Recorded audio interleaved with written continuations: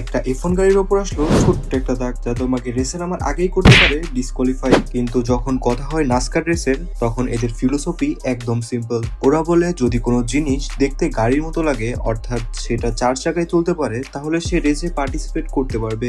গাড়ির যদি বনেট উড়ে যায় বা বাম্পার খুলে যায় অথবা দরজা ভেঙে গেলেও সেই অবস্থায় সে চলতে পারবে। অর্থাৎ সেই গাড়ি যদি রাস্তায় চলতে পারে তাহলে সে রেসে পার্টিসিপেট করতে পারবে। যদি কথা না ঘুরিয়ে একদম সোজাসুজি বলি, তাহলে F1 রেসের সব থেকে গুরুত্বপূর্ণ জিনিস হলো তোমার টিম কত দ্রুত, অর্থাৎ তোমার টিম কত দ্রুত গাড়ির চাকা বদলে ফেলা সহ গাড়িতে ফুয়েল দ্রুত ভরতে পারে। কিন্তু নাসকার রেসে টিম শুধু টায়ার চেঞ্জ আর রিফুয়েলের মধ্যে সীমিত না, বরং ওদের মেইন কাজ হচ্ছে তাদের গাড়িকে গাড়ির মতো দেখতে হতে হবে। যদি দরকার পড়ে তাহলে হাতুড়ি মেরে অথবা নিজে বোনারের ওপর লাফিয়ে সেটাকে ঠিক রাখতে হবে। আর দরজা যদি ভেঙে যায় তাহলে সেটা জোড়া লাগাতে টেপ ইউজ করতে হয়। আর কখনো কখনো রেস তো বাম্পার ছাড়া আর বোনার ছাড়াই কন্টিনিউ করতে হয়। তো তোমার এখন মনে হতেই পারে একটা রেসে এগুলো কিভাবে অ্যালাউ করে।